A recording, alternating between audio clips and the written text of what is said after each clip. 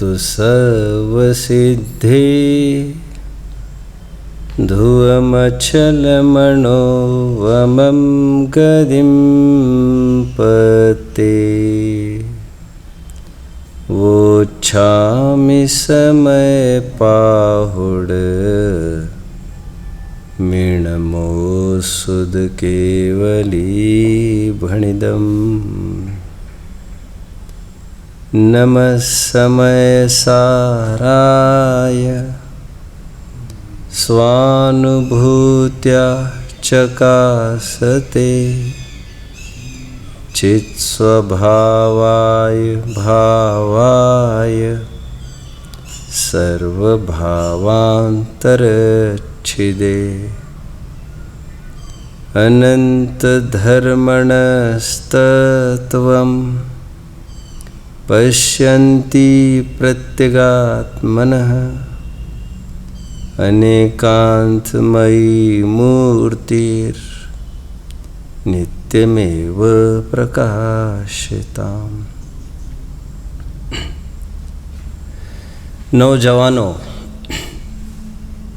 वीर प्रभु के वीर सपूतों, आगे बढ़ो, बीड़ा उठाओ कि ख़त्म होती हुई इस जैनत्व की नस्ल को किसी भी कीमत पर सुरक्षित रखेंगे, इस एंडेंजर्ड स्पीसीज़ को।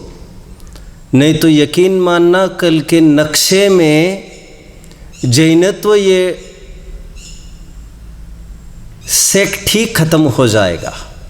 वैसे जानते होंगे आप, कई सारे रिलीजन्स धर्मों में जो सबसे जघन्य रहे हैं उसमें सेकंड लास्ट पर आज जैन आकर खड़ा है। ये ख़त्म होती हुई नस्ल को रोकने का क्या उपाय है? एक ही उपाय है, हम खुश रहे। हम खुश रहने के माध्यम से ये नस्ल रोकी जा सकती है। वो कैसे? वो ऐसे, हम किसी और को जैन बना पाए न बना पाए, लेकिन हम तो जैन बने रहेंगे खुश रहकर। इसलिए मैं हमेशा कहता हूँ, खुश रहना हमारा अधिकार ही नहीं है, हमारा कर्तव्य भी है।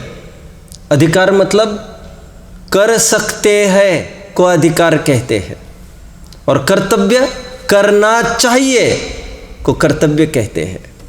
और यह कैसे संभव होगा खुश रहना? आत्मा को समझकर। आत्मा को कैसे समझा जा सकता है? गुण भेद के द्वारा, पर्याय भेद के द्वारा, ज्ञान दर्शन चारित्र रूप भेद के द्वारा, अथवा सम्यक दर्शन ज्ञान चारित्र के भेद द्वारा इसे समझा जा सकता है। उसी को सरल भाषा में ये कहते हैं, हम व्यवहार के माध्यम से निश्चय तक पहुंच सकते हैं। क्योंकि व्यवहार नहीं का विषय भेद है, निश्चय नहीं का विषय अभेद है, भेद से अभेद की ओर। और इस न्याय से विचार करो तो निश्चय और व्यवहार दोनों आमने सामने खड़े हैं, परस्पर विरुद्ध धर्मों को दिखा रहे हैं, इसलिए शत्रुओं की भांति एक दूसरों के सामने खड़े हैं, लेकिन एक ही वस्तु के दो धर्मों को दिखा रहे हैं। इसीलिए मित्र के भांति खड़े हैं। उसी को यहाँ पर मित्रता स्थापित करने के लिए व्यवहार और निश्चय के बीच में साधक साध्य अथवा प्रतिपादक प्रतिपाद्य संबंध स्थापित किया जा रहा है। इस ग्रंथों में दोनों संबंध मिलेंगे व्यवहार निश्चय के बीच में। एक तो साधक साध्य संबंध भी मिलेगा जो हमारा करंट में चल रहा है, वर्तमान गाथा सर्वोत्तम उदाहरण है। और 273 वगैरह की गाथा है, वहाँ पर कट्टर शत्रुता दिखाई है, वहाँ पर व्यवहार को निषेध्य और निश्चय को निषेधक ऐसा सिद्ध किया। इतना दूर क्यों? अभी 11वीं गाथा पर हम पहुँचेंगे थोड़े टाइम में, तो वहाँ पर भी विरोधी सिद्ध होने वाला है। एनीवे, आज तो मित्रता सिद्ध की जा रही है। थोड़ा प्रकरण को समझने का प्रयास कीजिए। किसी भी वस्तु को समझने के कई दृष्टिकोण होते हैं। यहाँ पर मोटे मोटे तौर पर दो दृष्टिकोणों को उजागर किया जा रहा है, व्यवहार ने और निश्चय ने। देखिए, जो मुझे 3 दिख रहा है, 3, वो किसी और को 6 दिख सकता है। दिख सकता है भैया? दिख सकता है। जो मुझे 6 दिख रहा है वो किसी और को 9 दिख सकता है, और जो मुझे 9 दिख रहा है वो किसी और को 6 दिख सकता है। दिखता है, झगड़े की बात नहीं है। जो जहां पर खड़ा है उसको वैसी वस्तु दिखती है। एक सीरियल आती थी टीवी पर बहुत साल पहले, डिफरेंट स्ट्रोक्स, उसका टाइटल सॉन्ग था it needs different strokes to move the world. आगे का समझ में आएगा आपको। What might be right for you might not be for some, and what might be right for the others might not be for you. जो आपको सही लगता है वो औरों को नहीं लग सकता, जो औरों को सही लग सकता है वो आपको नहीं लग सकता। इसलिए आइंस्टाइन को यह चीज कहनी पड़ी। आइंस्टाइन बहुत बड़े वैज्ञानिक ने theory of relativity, law of relativity उन्होंने डिस्कवर किया है। And law of relativity is nothing but, बोलिए, स्याद्वाद। तत्व और सूत्र के 5वें अध्याय का बहुत अच्छा सूत्र है ये कौन सा सूत्र है बीचों बीच जो स्याद्वाद को सिद्ध करता है? अर्पित अनर्पित सिद्धे, वस्तु की सिद्धि मुख्य गौणता से हुआ करती है, स्याद्वाद। और आइंस्टाइन का यह कहना है तुम हम what we all observe is just the relative truth of an object, but it is the universal observer who observes the absolute truth. हो गया। मैं इसका थोड़ा हिंदी बताता हूं आपको। क्या मतलब है? आइंस्टाइन ने बहुत साल पहले यह कहा कि जो हम तुम जानते हैं वो किसी अपेक्षा से वस्तु को जानते हैं, और समग्र वस्तु को जानने वाला, एब्सोल्यूट ट्रूथ को जानने वाला, इसके 2 अर्थ बन सकते हैं एब्सोल्यूट ट्रूथ के। समग्र वस्तु को जानने वाला एक ईश्वर ही होता है, अथवा प्रत्यक्ष जानने वाला ईश्वर ही होता है। और हम ये बात मानते हैं कि हम एक एक नए को, एक एक अंश को देख सकते हैं। प्रत्यक्षदर्शी तो भगवान है, लेकिन समग्र वस्तु को भगवान ही क्यों, हम भी देख सकते हैं, क्योंकि केवल ज्ञानवत मति श्रुत ज्ञान भी प्रमाण ज्ञान है, वो समग्र वस्तु को देख सकता है। इस वर्ल्ड को एक नाम है हिंदी में, वो क्या है भैया? दुनिया। दुनिया, इसे दुनिया क्यों कहते हैं? दुनिया, इसे 2 नए से देखा जा सकता है। ये 2 नए हमारे करंट में टॉपिक में चल रहे हैं, व्यवहार और निश्चय। आज सामान्य जानकारी दूंगा व्यवहार निश्चय के लिए। शायद ये 9वीं 10वीं 11वीं 12वीं इन आगामी गाथाओं को बांधेगा अच्छे से। व्यवहार और निश्चय दोनों का निरूपण क्यों जरूरी लगा, इसकी चर्चा पहले करनी है। समय मिला तो व्यवहार निश्चय का प्रतिपादक किस प्रकार है उसको बाद में देखा जाएगा। पहले हम इस बात को विचारें कि यदि व्यवहार नहीं होता तो क्या आपत्ति पड़ती, यदि निश्चय नहीं से ही कथन होने लग जाए तो क्या आपत्ति पड़ेगी। तो भाई साहब, आपको शक्कर का डब्बा घी का डब्बा बोल नहीं सकेंगे आप, और ऐसे में आपको कोई डब्बा हाथ में लाकर नहीं दे सकता, क्योंकि आपको तो कितना कहना बनेगा आपसे। क्या कहना बनेगा मुक्ति बेटा? क्या कहना बनेगा? फिर इतना ही कहना बनेगा, स्टील का डब्बा लाओ। और रैक में तो सभी स्टील के डब्बे हैं, एल्यूमिनियम तो फेंका गया है बाहर, उसका काम नहीं आज यहाँ पर अभी। बात यह है स्टील के डब्बे में वो कौन सा देगा? ऐसे में तो आपको कुछ भी हाथ में नहीं मिलेगा। तो नहीं मिलेगा तो नहीं मिलेगा, हम उठ कर ले लेंगे। बात को समझ लेना, बात को समझना। और उठ कर लेंगे तब तो फिर वो स्वाधीनता हो जाएगी, और स्वाधीनता होने में फिर व्यवहार नहीं तो वैसे ही लागू नहीं होता। कुछ समझ रहे मेरी बात को? फिर मैं हमेशा एक बात बताता हूँ, अब सजग रहना। मैं एक 2 उदाहरण और लेकर मैं ग्रंथों की काफ़ी सैर कराऊंगा, माथे की थोड़ी मशक्क़त भी होगी। देखिए, मैं हमेशा कहता हूँ एक महिला के ही संभव है। किसी के विवाहित होने के क्या चिन्ह है? किसी के कोई विवाहित हुआ इसका क्या चिन्ह है? पहली बात तो कौन विवाहित हुआ ये तय करो, लड़का की लड़की, क्योंकि लड़के के पास ऐसा कोई चिन्ह नहीं हुआ करता विवाहित होने का। लड़की के पास कुछ चिन्ह है। अभी लड़की की बात हम विचारते हैं। लड़की के क्या चिन्ह है विवाह होने का? तो आप जो जो चिन्ह आपके दिमाग में आए हैं उन चिन्हों की मैं बात कर ही नहीं रहा हूं। मैंने कैसे देख लिया आपके मन का? क्योंकि जो भी फर्स्ट ग्लांस में हमारे दिमाग में आता है वो व्यावहारिकता ही आती है। पत्नीत्व का, विवाहिता का चिन्ह बोलिए सबसे पहले पति के प्रति समर्पण। यही सब कुछ है। मैं किसी की हो चुकी हूँ, मेरा दायित्व से मैं जुड़ गई हूँ, मुझे इनकी सेवा करना, यही मेरा धर्म है। That's all. छोटों को संस्कारित करना, बुजुर्गों का आदर सम्मान, उनके समाधि उनका आदि सब सुरक्षित रहे, इतना मुझे काम करना। भोजन की शुद्धि बनाए रखना, ये मेरा अप टू डेट, ये मेरा फील्ड वर्क। मैं क्यों कह रहा हूँ? पत्नीत्व का लक्षण मैंने ये कहा अहम, इतना ही लक्षण है उसका। किसमें?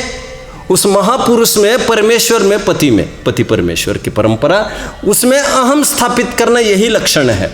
एक बात,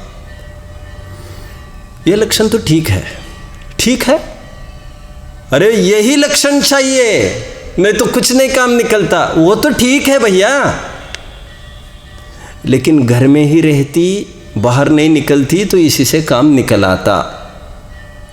लेकिन दुर्भाग्य से, मैं दुर्भाग्य कह रहा हूं, दुर्भाग्य से उसे बात को पूरी करिएगा, घर से बाहर निकलना पड़ता है ना। और ऐसे में उसके पास पत्नीत्व के, विवाहिता के कुछ और चिन्ह होना जरूरी है। पति में अहम एकत्व को दुनिया टटोल नहीं सकती, नाप नहीं सकती। वो तो पति भी नहीं नाप सकता वैसे तो, कितना वो अपने को जानती पहचानते। तिरिया चरितम पुरुषस्य भाग्यम देवो न जानती कुतः मनुष्य, वो तो कोई भी नहीं नाप सकता। वो तो तुम्हारे अपने थिंकिंग की बात है। हे अग्नि, यदि मैंने स्वप्न में भी पर पुरुष के बारे में विकल्प किया होगा तो मुझे भस्म कर दे। आगे बढ़ता हूं। लेकिन पत्नी ने एक कदम बाहर रखा, विवाहिता ने एक कदम बाहर रखा घर के, तो जो कदम बाहर रखा है उस कदम में, उस पैर में बिछुड़ी। मैं ज़्यादा अपडेट नहीं हूं, मुझे फालतू बातों में उलझना नहीं है, जहां पर जो जैसा होगा। बिछुड़ी चाहिए, बिछुड़ी कहते हैं ना जो उंगली में पहनते, पायल चाहिए।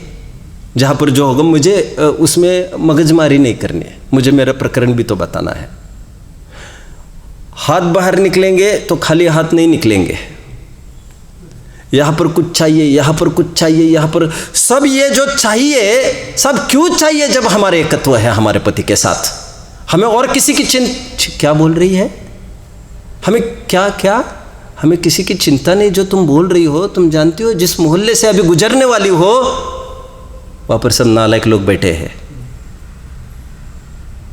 मैं बोलना नहीं चाहता। फिर क्या करोगी तुम? तो फिर ये होगा तो क्या होगा? तो पहन कर देखो तो तुम्हें पता चलेगा। कोई नालायक नालायक भी तुम्हारी तरफ देखेगा तो उसकी भी लायकात समझ जाएगा, तुम्हारी भी लायकात समझ जाएगा। तुम्हारे साथ कोई अभद्र व्यवहार नहीं होगा। तुम किसी की हो चुकी है, मोटी मोटी बात है। और इन चिन्हों को रखकर भी तुम अनसंड तुम्हारा व्यवहार होगा, तब भी खतरा तो नहीं टलेगा। ये और कुछ चिन्ह हो सकते हैं तो और विचार करो, क्योंकि मूल चिन्ह तो नजर नीचे। यदि आभूषण ही कोई चिन्ह थोड़ी है पत्नीत्व का। तुम्हारी दृष्टि बोलेगी तुम किसी की हो चुकी हो। एनीवे, मैं आगे बढ़ रहा हूं। मैं ये कह रहा हूं, पत्नी के दो चिन्ह मैंने बताए, एक तो परमार्थ निश्चय और एक तो व्यवहार। जब जीव स्वरूप में ही रहता है तो उसको अंतरंग निश्चय से काम उसका निकलता है।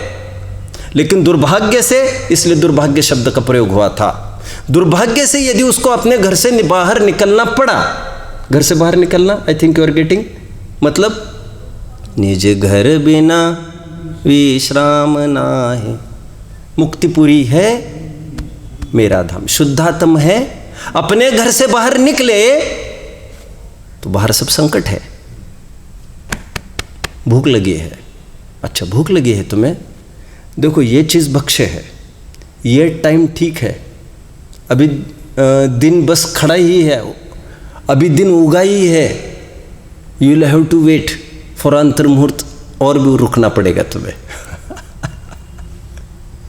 भारी लग रही क्या आपको?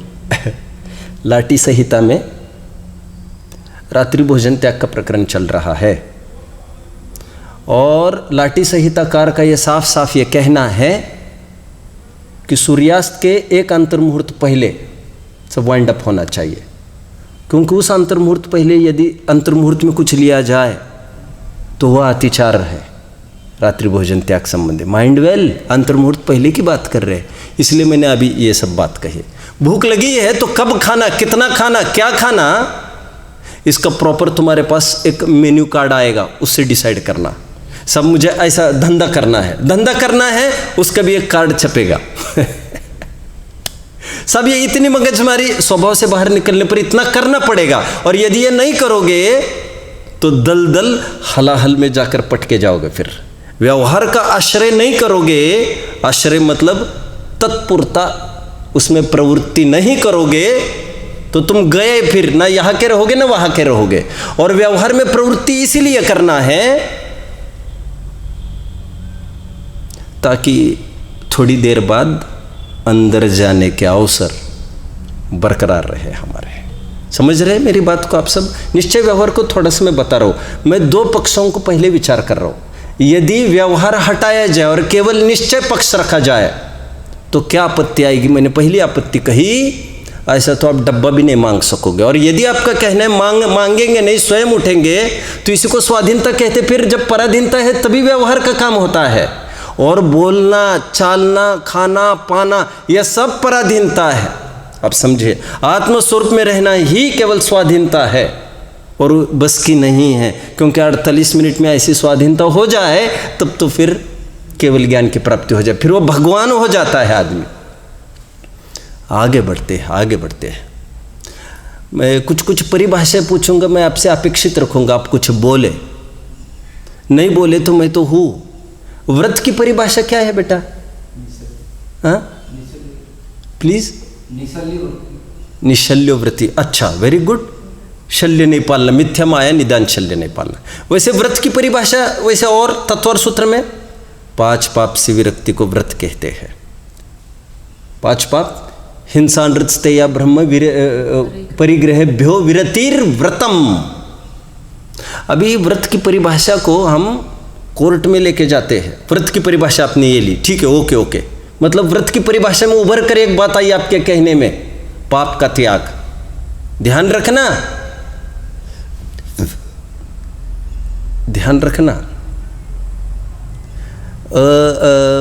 पाप का त्याग इतना ही बोला है मैंने, और व्रत मतलब पुण्य, ऐसा दिमाग में डोल ही रहा है अभी। राइट, आगे बढ़ रहा हूं मैं। अभी मैंने थोड़ा सा सावधान किया वैसे तो आपको।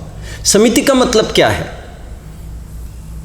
ये बोलने में थोड़ा सा आपको भारी पड़ेगा, आप तो सीधे अंक गिनाएंगे, मैं जानता हूँ। 5 समितियाँ होती है, ऐसा खाना, ऐसा पीना, ऐसा चलना, ऐसा उठना, ऐसा बैठना, ऐसा रखना, ऐसा उठाना, बस। राइट, समिति। और आगे बढ़ते हैं। व्रत समिति गुप्ती, मन वचन काय की प्रवृत्ति नहीं करना। और आगे बढ़ो, व्रत समिति गुप्ती अनुप्रेक्षा। धर्म भी एक चीज ले लेते। धर्म मतलब क्रोध आदि नहीं करना, अनुप्रेक्षा इनका चिंतन करना, चारित्र पाप रूप कार्य नहीं करना। अभी पढ़िएगा 35वीं गाथा द्रव्य संग्रह की। व्रत समिति गुप्ती को गाथा याद है, 35वीं गाथा। इन सबको भाव संवर का पर्यायवाची गिनाया, नई परिभाषा है, नई दुनिया में ले गए। देखिए इस बात को समझिए, द्रव्य संग्रह की टीका पूर्णतया आध्यात्मिक है। किसी भी प्रकरण को अध्यात्म में मोड़ लेते हैं। और एक उदाहरण चाहिए, नियमसार। कुछ भी पूछो वे एक ही बात करते हैं, आत्मा में स्थित होना, पर्टिकुलर अनुष्ठान। फॉर एग्जाम्पल उनको पूछो आज व्रत की परिभाषा, आप और देख लेना जाकर, वहां पर यह लिखा है पाप तथा पुण्य की प्रवृत्ति से निवृत्त होना, आत्म स्वभाव में स्थित रहना, वो व्रत है। समिति की परिभाषा क्या दी? सम अयन धातु से बना है समिति। कौन सा? अयन, इति, ऐसा। तो सम्यक प्रकार से परिणमन करना अपने आत्म स्वभाव में, वह समिति। मैं तो 2 उदाहरण दिए, आप सब जाकर रेफर करना। सबके उन्होंने निश्चय पर पहली बात कही और भाव संवर का पर्यायवाची लिखा, साथ साथ फिर व्यवहार का भी रूप दिखाते रहे, शुभ भाव रूप। ये बात दूसरी है। लेकिन जनरली मैं जब जब भी पूछूं आपको तो आप व्यवहार का ही नाम बोलते हैं। यदि मैं ये कहूँ किसी भी व्यवहार का रूप यदि निरूपण करते ही नहीं तो शेर को भी श्रुत केवली कहना पड़ता। क्या आप तैयार हैं इसके लिए? आप समझ रहे हैं मेरी बात को? अगेन भरत जी है ना, भरत जी जानते हैं? भरत जी ब्रह्मचारी थे। भरत जी आप तो समझते होंगे नीरज भाई। अभी भरत जी बहुत बार नाम सुना होगा इस मंच से।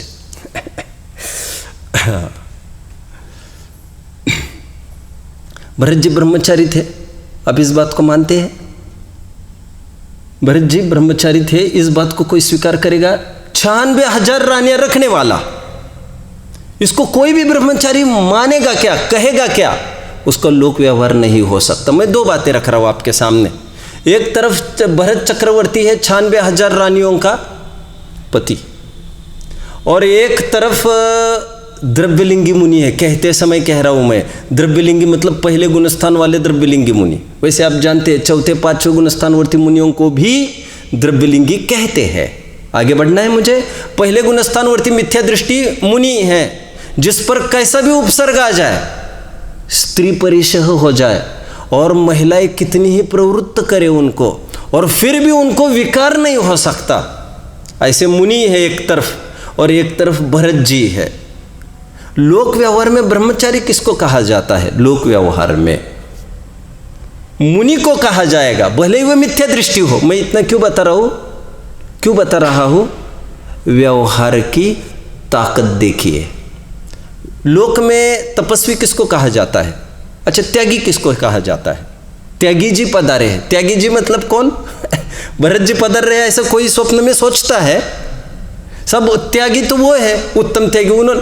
अरे लोक व्यवहार में जो चलता है, चरना लोक में मतलब ठेठ लोक की बात नहीं कर रहा हूँ।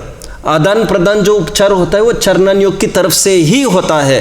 टोडरमल जी को लिखना पड़ा चरणान योग के व्याख्यान की पद्धति में। उन्होंने यह कहा, जो ध्यान करता है उसको तपस्वी नहीं कहा जाता, जो अनशन करता है तपस्वी उसको कहा जाता है। चरणान योग में ऐसा ही है। जबकि ध्यान मूल मोक्ष मार्ग है, और उपवास करके तो कितना भी सूख जाए, मुनि व्रतधार अनंत बार। अब समझ लीजिए बात को। यदि शादीशुदा वाले को ब्रह्मचारी कहने लग जाए तो आपत्ति क्या पड़ेगी? असामाजिकता फैल जाएगी। सुशील कुशील कुछ भी व्यवहार नहीं कर सकेंगे, और लोक की अव्यवस्था रोकना एक बहुत बड़ा लक्ष्य है, उससे बहुत बड़ी सिद्धि होती है।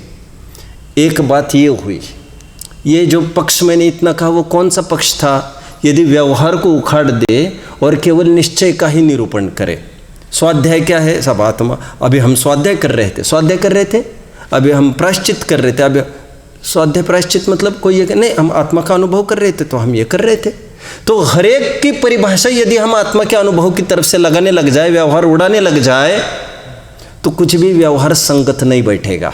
और हमको तो निरंतर बाहर निकलना पड़ता है घर के, तो व्यवहार से ही काम बनेगा। आगे बढ़ते हैं। अरे भाई, ऐशना समिति का मतलब भी भोजन नहीं होता है, आत्मानुभव होता है परमार्थ से। लेकिन व्यवहार से तो ऐसा प्रचलित नहीं है।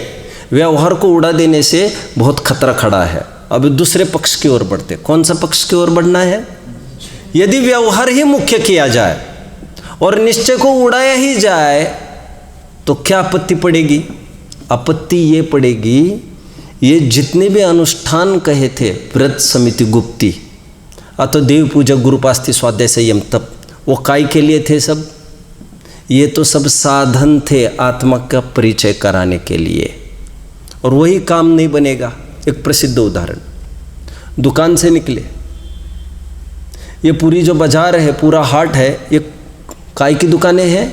एक शब्द में बोल सकते कोई? ये जो हजारों दुकानें हैं वो काय की दुकानें हैं? वे पैसा कमाने की दुकानें हैं। एक लाइन में हमने ये नहीं बोला ये चप्पल जूते की दुकान है, ये कपड़े की दुकान है, ये इसकी दुकान है, वो उसकी दुकान है, क्योंकि एक प्रयोजन की बात कर रहे हैं। सबका प्रयोजन धन कमाना है। ठीक उसी प्रकार कोई व्रत, भक्ति, समिति, गुप्ती आदि जो भी कुछ पाल रही है, सब दुकानें काय की दुकानें हैं? बोलिए आप, एक बात में बोलिए, एक बात में। आत्मा को पाने की विधि की सब दुकानें हैं, और आत्मा ही उसमें लोप हो जाए तो कौन भला कौन क्या करने वाला है? कौन दुकानदारी करेगा और कौन क्या करेगा? सबको चाहिए पैसा, और किसी को ये पता चले उसमें दुगुना पैसे, धंधा छोड़ सकता है, कुछ भी छोड़ता है आदमी तो पैसे के लिए। तो ये मैंने अभी तक इतना समझाया। यदि व्यवहार को ही मुख्य करे तो क्या आपत्ति आएगी? ये बहुत महत्वपूर्ण है जो श्रुत केवली की गाथा चलेगी। इसलिए मैंने कहा तो वह शेर, कौन शेर? जिसको सम्यक तो हुआ है। कौन? महावीर का जीव। क्या उसको हम श्रुत केवली कहना आप तैयार हो सकते हैं? कदापि नहीं। केवल निश्चय के बल पर आत्मानुभव हुआ है, वही निश्चय केवली। 2 गाथा जो हम चल रही है ना, 9वीं 10वीं गाथा, जिसमें कहा गया था जो आत्मा का अनुभव करता है वो परमार्थ से श्रुत केवली है। किसी को मंजूर नहीं। और केवल व्यवहार की बात करते रहेंगे, और जिसके लिए ये सब कर रहे हैं आडंबर, इतना तंबू है, इतना मंडप है, ये सब इतनी बारात है इतनी बड़ी, वो काय के लिए है? एक इस आदमी के पीछे, दूल्हे के पीछे। और यही यदि भाग जाए, मतलब और कुछ हो जाए तो खतरे में पड़ जाएगी बारात। उनका भोजन आदि की क्या व्यवस्था, उनके ठहरने रोकने की? अरे तुमको कौन पूछता है? गाड़ी देखो, सब गाड़ी तो करके दे दो हमको। जो भी मिलता है देखो, निकलो यहाँ से, कौन पूछता है? और आगे बढ़ता हुआ अभी प्रकरण में मैं डायरेक्ट प्रवेश करूंगा। महत्वपूर्ण बात, इस गाथा में जो व्यवहार और निश्चय बताया गया है वो विशिष्ट व्यवहार बताया गया है। ध्यान रखना। व्यवहार क्या बताया है बेटा? कोई बोलो। व्यवहार श्रुत केवलीपना क्या कहा? जो सर्वश्रुत को जानता है, जो द्वादशांग को जानता है, जिसे शास्त्र ज्ञान है, उसे श्रुत केवली कहते हैं। देखिए, पहले इस बात को समझिए, व्यवहार किसको कहते हैं? व्यवहार मोक्ष मार्ग अथवा व्यवहार किसको कहते हैं? अब मैं मोक्ष मार्ग में थोड़ा सा बताता हूँ। व्यवहार 2 चीज़ों का नाम होता है। जैसे एक तो सहचर का और एक तो निमित्त का। शुड आई रिपीट अगेन बढ़ता हूँ मैं। टोडरमल जी का वो फॉर्मूला याद कर लेते हैं। कोई बोलेगा? हाँ बोलो। मोक्ष मार्ग 2 नहीं। मोक्ष मार्ग का निरूपण 2 प्रकार से होता है। 248 उभयभाषी का प्रकरण चालू ही हुआ। मोक्ष मार्ग 2 नहीं, उसका निरूपण 2 प्रकार से होता है। जो सत्यार्थ निश्चय, और जो सत्यार्थ है नहीं मोक्ष मार्ग, लेकिन उसका सहचारी अथवा निमित्त है, उसे मोक्ष मार्ग कहना, वो व्यवहार, उपचार। अभी एक बात समझिए, यह गाथा ऐसी नहीं लिखी गई है दोनों कि व्यवहार को हम अभी व्यवहार निश्चय का प्रतिपादक है ये सिद्ध करते हैं, तो ऐसा भी लिख सकते थे। यह 28 मूल गुण, ये व्यवहार मुनिपना, और 3 कषाय चौकड़ी का अभाव रूप स्थिरता, ये निश्चय मुनिपना, ये व्यवहार निश्चय का प्रतिपादक है, ये सिद्ध होता है। ऐसी गाथा नहीं लिखी इन्होंने। आप समझ रहे मेरी बात को? कुछ समझ रहे? कुछ क्या कहा मैंने? अभी रिपीट कर सकोगे? बोलो। गाथा ऐसी भी लिख सकते थे। कैसी? व्यवहार निश्चय का प्रतिपादक है, ये सिद्ध करते हैं। जैसे हमने नग्न अवस्था देखी, विशिष्ट मुद्रा देखी, ईर्या समिति पूर्वक चलने वाले, हम क्या कहते हुए कौन है? बोलो। मुनि है। गुड। तुम्हें क्या दिखा आंखों से? नहीं, आंखों से क्या दिखा? 28 मूल गुण दिखे। कुछ एक मूल गुण दिखे खरेखर, 28 तो भी क्या दिखेंगे? उभर कर तो नग्नता ही दिख रही है, क्योंकि जब नग्नता, जब खड़े खड़े दिख रहे हैं तो भूमिशयन कैसे दिखेगा आपको? और जब भूमिशयन दिखेगा, ईर्या समिति दिखेगी कैसे आपको? वो तो एक बात है, कुछ चावल के कण से हमने पूरे चावल की परीक्षा कर रहे हैं हम। 28 मूल गुण को देखकर हमने कहा ये मुनि है। गुड, ये इसको कहते व्यवहार। शरीर की क्रिया को कहा हमने व्यवहार और निश्चय का प्रतिपादक। वो ये उदाहरण यहां पर नहीं दिया जा रहा है। अब इस उदाहरण की ताकत समझिए। ना ही ये उदाहरण दिया जा रहा है पानी छान कर पीना, वो व्यवहार सम्यक दर्शन, और शुद्धात्मा का सेवन करना वो निश्चय सम्यक दर्शन। ये भी उदाहरण दिया जा सकता था लेकिन ये भी उदाहरण नहीं दिया। ये भी उदाहरण दिया जा सकता था, श्रावक में हुआ, मुनि में हुआ, अरहंतों में कैसे लागू होगा? अरहंतों में कैसे लागू होगा? यही जो अतिशयों से युक्त है, कितने 34 अतिशयों से युक्त है, 10 जन्म संबंधी, 10 केवल ज्ञान संबंधी, 14 देवकृत, 8 प्रातिहार्य। मंगल द्रव्य तो इसमें कहीं आया नहीं, क्या मामला है? मंगल द्रव्य कहाँ गया? ढूंढो तो यार, मंगल द्रव्य दिख रहा है क्या किसी को? कहाँ गया मंगल द्रव्य? बड़ी हालत खराब है आज। मंगल द्रव्य कहाँ पर है? मंगल द्रव्य कहाँ पर है? क्या मंगल द्रव्य है? 46 गुणों में मंगल द्रव्य है? कुछ तो गपला है, कुछ तो गपला है। गिनती करो जरा, फिर से करो, गलत तो नहीं हूं मैं। 10 और 10 और 14, 34 और 8 प्रात्याहार। फिर प्रात्याहारों को हटाएंगे क्या? क्या करेंगे? मेरे हाथ में मत पकड़ो बाजी को, आप कुछ सोचो इस बात को। 8 मंगल द्रव्य ये देवकृत 14 अतिशयों में से एक अतिशय है।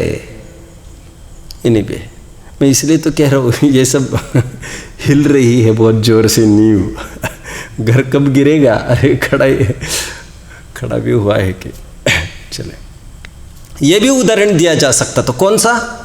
बात को पूरी करिए। जो छत्र चंवर वाले हैं, आदि आदि आदि, ये व्यवहार भगवान। और बोलिए जो अनंत चतुष्टय है वो निश्चय भगवान। ये भी उदाहरण दिया जा सकता था, लेकिन ये भी उदाहरण यहां पर नहीं आया, क्योंकि ये जो तीनों उदाहरण हैं भगवान के, मुनि के और श्रावक के, उन तीनों उदाहरणों की क्या विशेषता है बताइए आप? ये सब के सब व्यवहार है, वे व्यभिचारी है।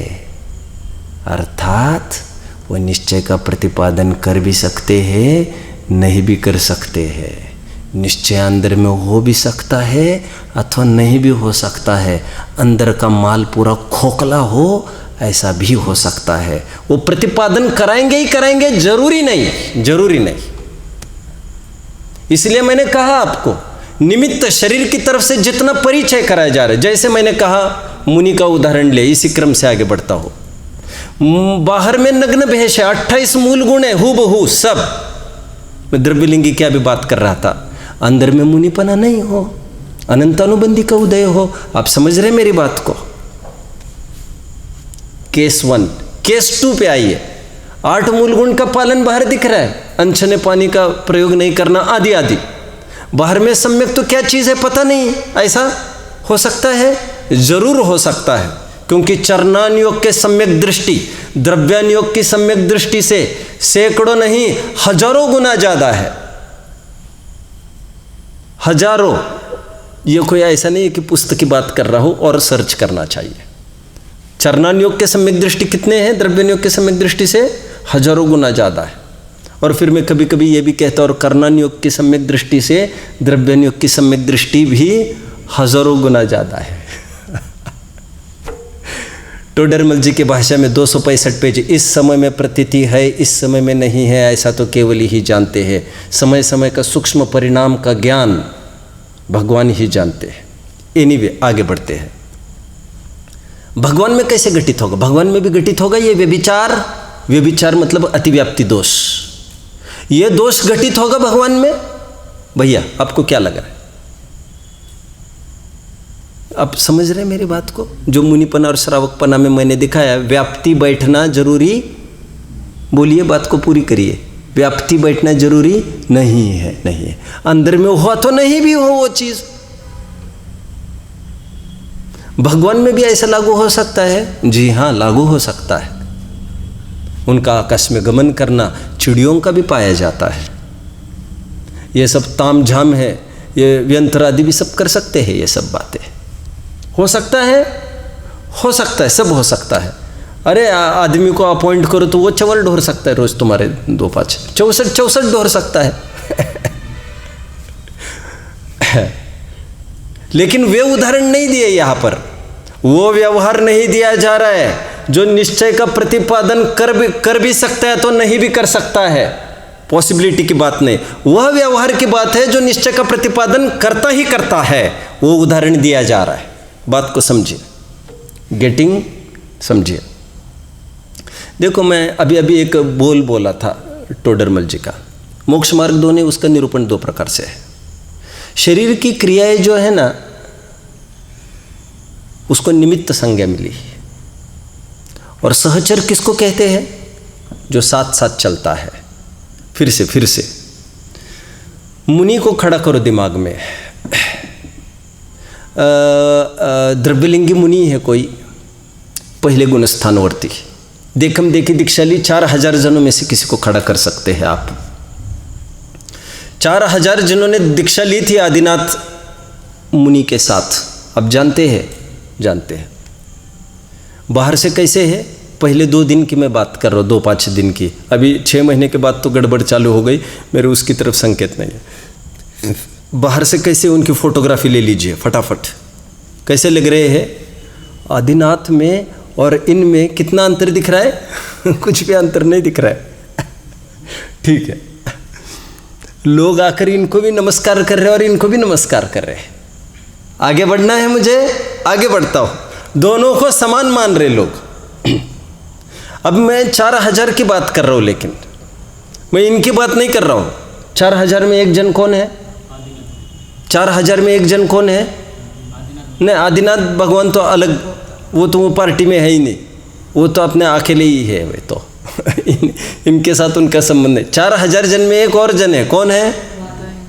मारीच, एक पोता है उनका, अपना लड़के का लड़का है, मूल से ब्याज बड़ा है।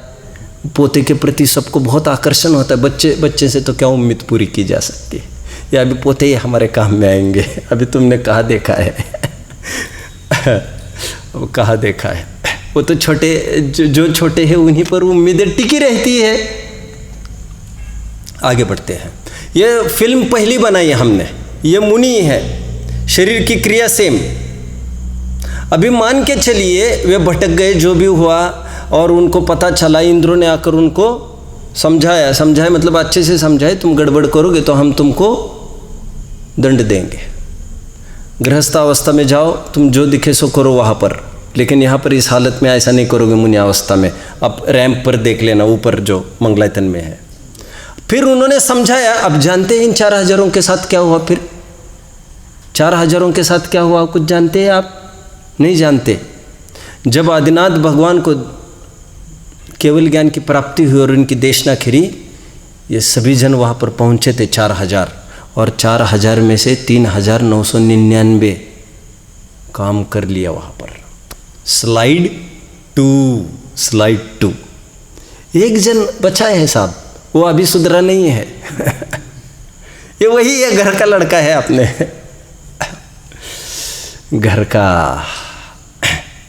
का 363 मत की स्थापना। 3999 वे यथार्थ मार्ग में आ गए। स्लाइड 2, क्रियाओं में कुछ अंतर दिख रहा है? जो 2 दिन के थे तब में और आज में कुछ अंतर दिखा? कुछ भी नहीं। उदाहरण ही था, अभी उदाहरण बदलना पड़ेगा। मान के चलिए इनका फिर से पतन हो जाता है, मिथ्यात्व में आते हैं, तो तुरंत क्रिया बिगड़ती नहीं है। स्लाइड 3, क्रिया फिर वही।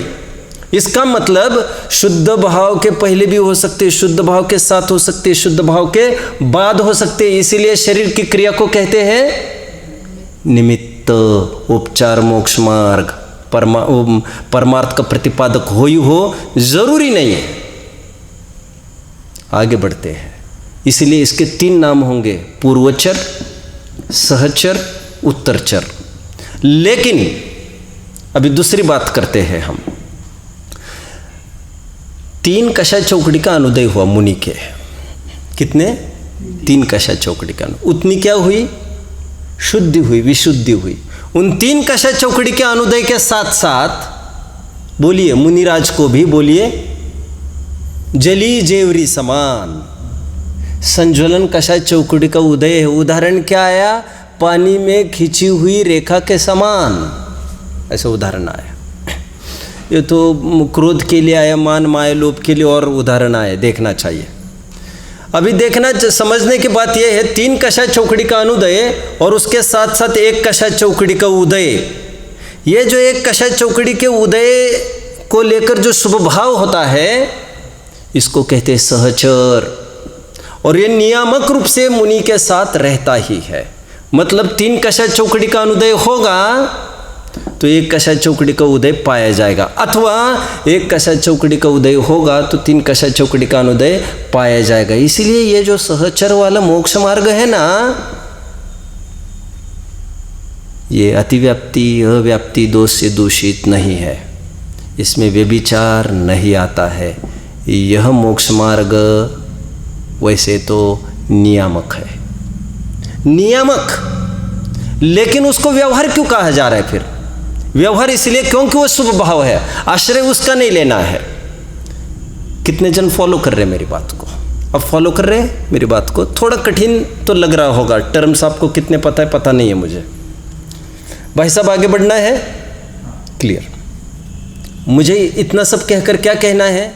यहाँ पर जो दो गाथाएं हैं, एक गाथा में यह कहा गया है आत्मा को जानना निश्चय श्रुत केवली, और सर्वश्रुत को जानना व्यवहार श्रुत केवली। ऐसा जो व्यवहार और निश्चय की बात कर रहे हैं ये, और व्यवहार को निश्चय का प्रतिपादक कह रहे हैं, ध्यान रखना यहाँ पर व्यवहार असद्भुत व्यवहार ने का विषय नहीं लिया, शरीर की कोई क्रियाएं नहीं ली, क्योंकि वह व्यभिचारी भी हो सकती है।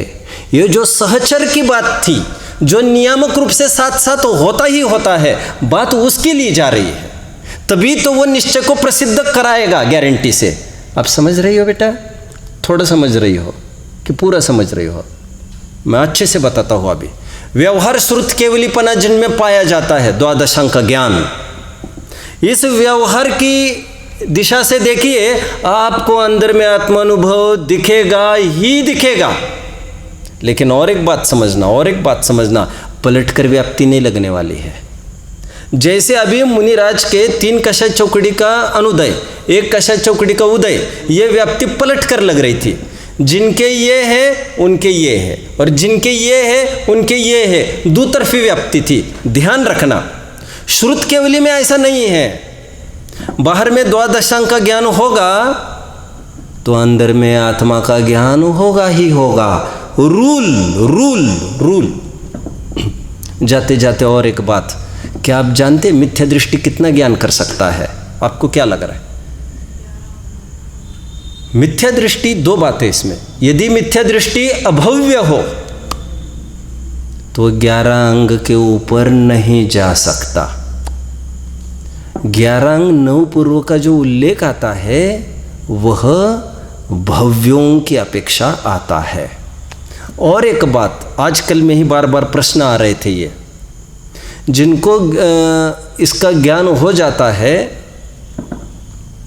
जो चतुर्दश पूर्वधारी होते हैं, श्रुत केवली होते हैं, अथवा 10 पूर्वी वाले भी, इसकी क्या बात है, कल परसों चलेगी। और 10 पूर्वी का प्रकरण, ये कभी भी मोक्ष में जाए अथवा न जाए, इस भाव में मिथ्यात्व में आने का तो सवाल ही नहीं, लेकिन असंयम में लौटकर कदापि नहीं आते। ये आप समझ रहे हैं? जैसे श्रुत केवली है, जरूरी नहीं क्षायिक सम्यक्ति हो, क्षायोपशमिक सम्यक्ति भी हो सकते हैं। और क्षायोपशमिक सम्यक्तों का क्या अर्थ है? कभी भी मिथ्यात्व में आ सकते हैं। लेकिन ये श्रुत केवली अथवा श्रुत केवली भी नहीं हो, द्वादशांक के पाटी 11 अंग जैसे मैंने कहा, और 14 पूर्व के धारी हो, अथवा 11 अंग और 10 पूर्व के धारी हो, फिर भी ये असंयम में नहीं आते, ऐसा धवल में वर्णन है। मैं आगे बढ़ता हूं। मैं कहाँ तक आया था? मैं ये कह रहा था कि व्याप्ति, जो जिनको द्वादशांक का ज्ञान है उनको आत्मा का ज्ञान होगा ही होगा, लेकिन जिनको आत्मा का ज्ञान होगा उनको द्वादशांक का ज्ञान होना जरूरी नहीं है। तभी तो व्यवहार को निश्चय का प्रतिपादक बताया जा रहा है। यहाँ पर इस गाथा की दम को समझने का प्रयास कीजिए। ये व्यवहार निश्चय का प्रतिपादन करेगा ही करेगा। निश्चय से व्यवहार की तो बात ही नहीं करना चाहते हैं वे। निश्चय व्यवहार का कोई प्रतिपादक होता भी नहीं है। वैसे व्याप्ति उस तरफ से लगेगी ही नहीं। आज हम यहाँ तक आए हैं, कल टीका पढ़ेंगे हम, और एक महत्वपूर्ण विषय की तरफ तो बढ़ेंगे ही। जो कल अंत में छूटा था वह यह था, 2 फॉर्मूले बने थे। वो कौन से थे संदीप भाई, बोल सकेंगे? बोलिए। कल जो 2 फॉर्मूले बने, जो आत्मा को जानता है वह शुद्ध केवली है, ठीक है, और दूसरा जो शुद्ध ज्ञान को जानता है वह शुद्ध केवली। राइट। फिर मैंने क्या बीच में डाला था? निश्चय। जो जो आत्मा को जानता है वो निश्चय श्रुत केवली, जो श्रुत ज्ञान को जानता है वह व्यवहार श्रुत केवली। इन 2 बातों की बात हम कर रहे थे। तो मैंने एक बात कहकर छोड़ दी थी, श्रुत ज्ञान का क्या मतलब ले रहे हैं आप? जो श्रुत ज्ञान को जानता है मतलब क्या? क्या आप ये रैक में पड़ी जिनवानी की बात कर रहे हैं क्या? और यदि ऐसा करते हैं तो इस गाथा का आशय सिद्ध नहीं होगा, क्योंकि फिर आप पुद्गल की तरफ बढ़ गए, और पुद्गल निश्चय का प्रतिपादक होगा कैसे? इसी का तो निराकरण करना है। यहाँ पर वो अभिन्न उसी में होना चाहिए। ये टीका में हम कल पढ़ लेंगे। ओम नमः।